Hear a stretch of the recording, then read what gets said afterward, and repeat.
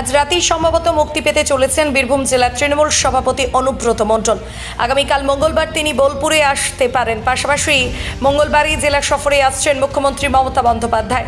প্রশাসনিক স্তরে সেই প্রস্তুতি চলছে। অন্যদিকে অনুব্রত মণ্ডলকে স্বাগত জানিয়ে বোলপুর শহরে তোরণ করা হয়েছে, যদিও তার বাড়ির সামনে এদিন সকালে উপস্থিত নেই কারণ। মুখ্যমন্ত্রীর সফর ঘিরে সব রকম প্রস্তুতি শুরু করেছে বীরভূম জেলা তৃণমূল। বোলপুরের গীতাঞ্জলি প্রেক্ষাগৃহে এই প্রশাসনিক বৈঠক হবে। সেই বিষয়ে জেলা পরিষদের সভাপতি তথা কোর কমিটির সদস্য কাজল শেখ জানান যে জেলায় বন্যা পরিস্থিতি সম্পর্কে মুখ্যমন্ত্রীকে রিপোর্ট জমা দেওয়া হবে। পরবর্তীতে ক্ষয়ক্ষতির হিসাব পরিমাপ করে ক্ষতিগ্রস্তদের সাহায্য করা হবে।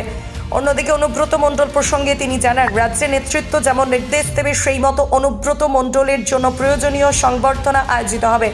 তবে জেলা সভাপতি তার নিজের স্থানে ফিরে আসার খুশিতে বীরভূম জুড়ে নেতাকর্মীরা উচ্ছ্বসিত ও আনন্দিত।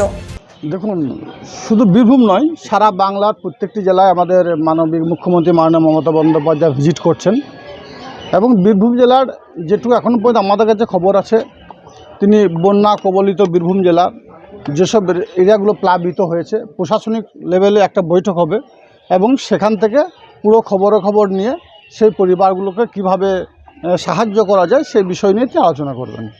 কোথায় বৈঠক হবে, কি হবে? এখনও পর্যন্ত আমাদের কাছে যেটুকু খবর আছে, বোলপুরে আমাদের গীতাঞ্জলি প্রেক্ষাগৃহে, ওখানে সমস্ত প্রশাসনিক কর্তাদের ব্যক্তিদের নিয়ে তিনি একটা আলোচনা করবেন এবং সেই আলোচনার মধ্য দিয়েই বীরভূম জেলার যে 19টা ব্লক আছে, 19টা ব্লকের যে ব্লকগুলো বেশি ক্ষতিগ্রস্ত হয়েছে এবং এখানে কয়েক হাজার বাড়ি, মাটির বাড়ি যেগুলো ভেঙে গেছে, সেই বাড়িগুলোর লিস্ট সহ আজকে বীরভূম জেলা প্রশাসনের পক্ষ থেকে আমাদের মাননীয় মুখ্যমন্ত্রী মাননীয় মমতা বন্দ্যোপাধ্যায়ের হাতে আমরা তুলে দেবো। প্রশাসক স্তরে সে বাড়িগুলো নির্মাণের কাজ অতি দ্রুত সম্পন্ন তিনি করার চেষ্টা করবেন।